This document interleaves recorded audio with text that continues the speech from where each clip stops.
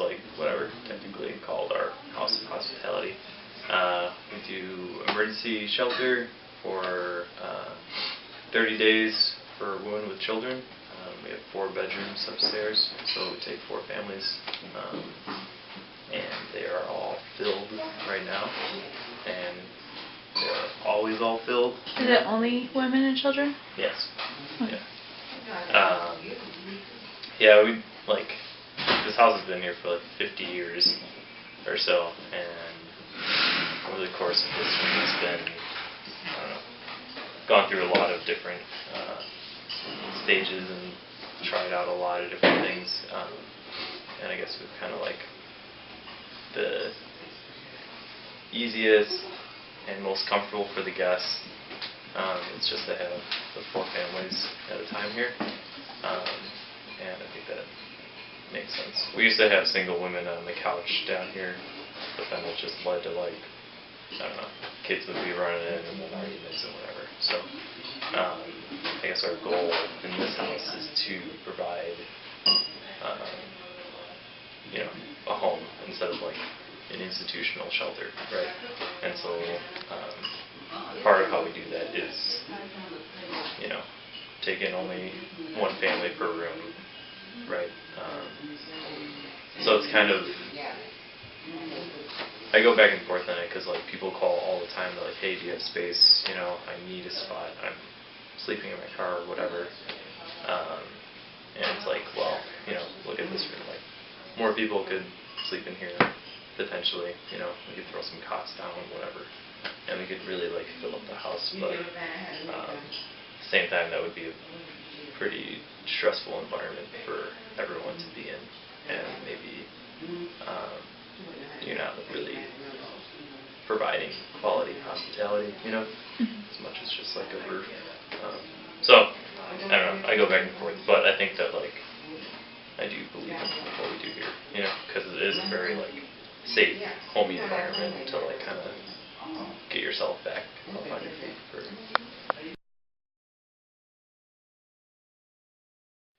We have a few furniture garages that people just donate furniture, and then we give it away to people who stayed with us in the past, people who are currently staying with us, or just people in the community.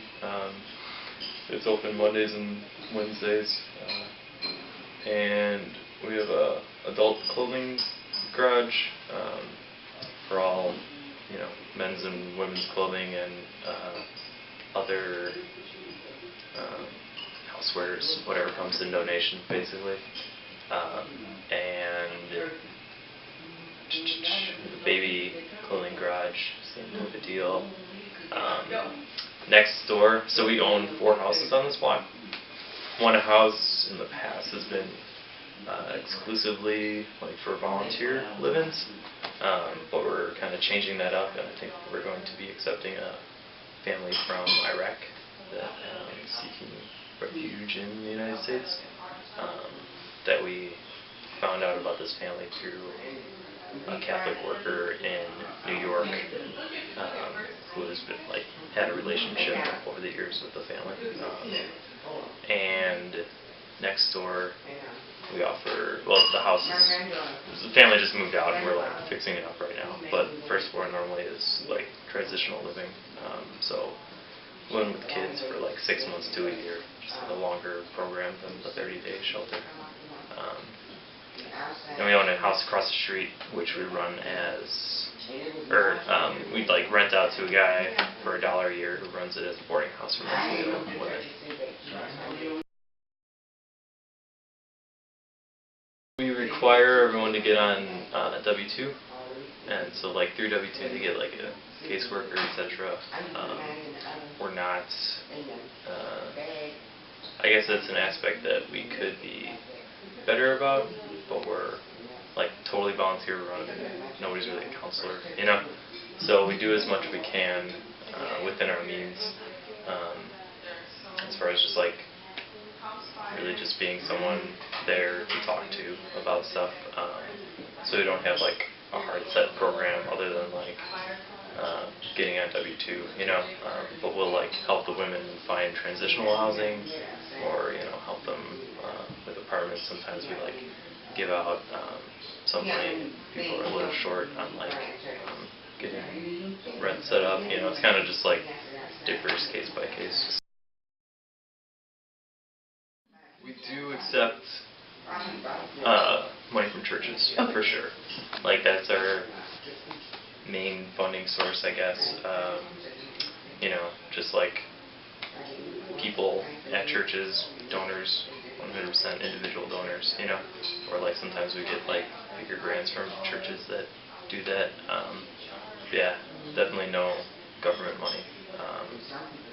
And I mean, our budget is very small too. All the houses we own, they're paid off. So, and with no staff or no like paid staff, we don't need a lot to subsist on. But we've like been here for a long time, pretty well known, I guess, in the community. So we're very fortunate in that way. That when we do have a larger expense, like we have a funding source.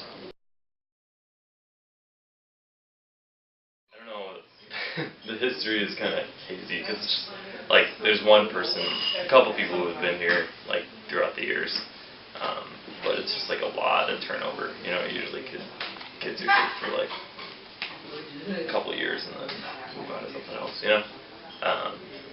But stories that I've heard in the past is like used to be just insanely wild. They're just taking like fill up the entire house, and just like people sleeping everywhere, people like, yeah. So. More structured and organized now. Yes. Do you know if Dorthy Day ever came and visited here specifically? She did. There's a picture of her somewhere floating around in the Milwaukee house. How did that impact everything like how the house is run and everything? I have no idea. No. I don't know. All I know is that there's a picture of her standing in the living room or something. At least I think yeah. So, I'm sorry, I don't have a... Oh, that's sorry. Yeah.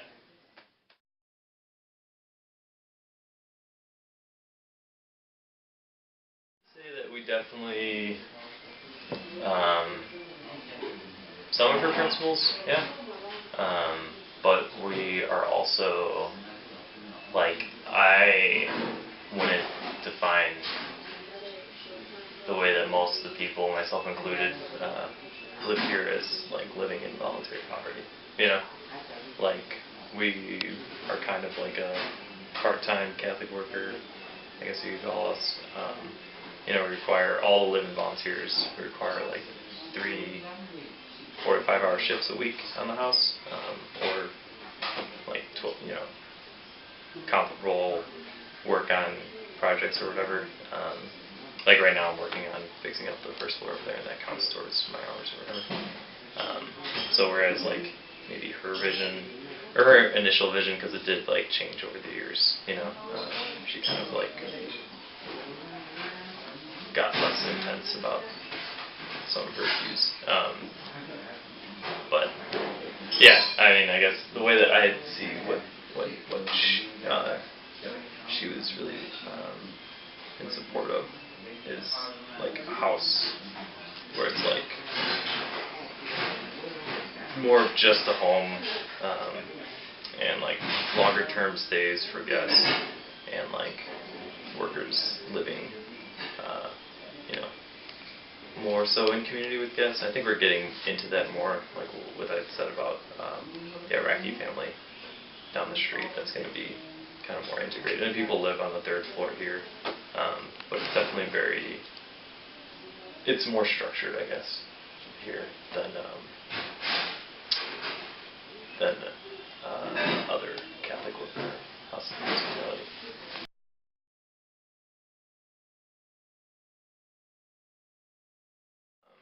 So the main difference, I guess, is just that like we shoot for like a home environment, and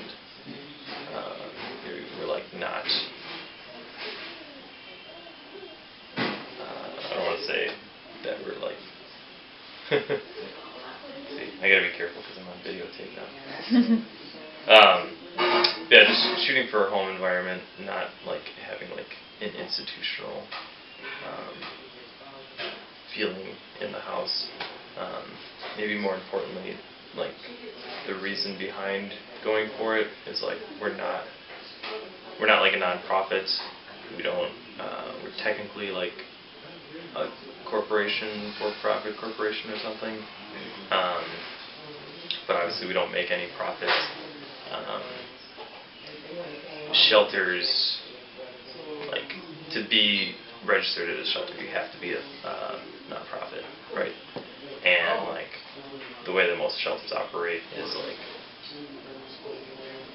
I guess more so in terms of like charity on a lot of levels, and like within the realms and logic of like capitalism, you know. Which, I mean, I'm not saying that work is like bad or evil or anything like that. I think that it like makes sense and definitely has a place, but it's just different from what we do here. So when we have a room open and ready, this is the next phone call that comes in. That's who we accept. You accept basically any woman with children, or like, I know in the past, I don't know how they would have dealt with it, but they were like anti-violence and stuff, so I don't know, like, if someone was like a veteran or something, would you accept them? Or? Oh, yeah, definitely. We don't discriminate against folks who've been in the military.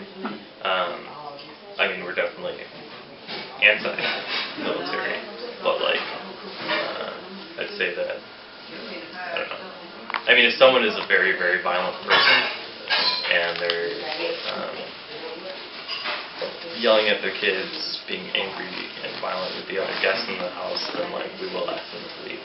But if someone has like been in the army in the past, like I think that's tough. Like you can be a wonderful, wonderful person and have been in the army. You know, I think that people are, for the most part, like I don't know. I would say victims of a greater system.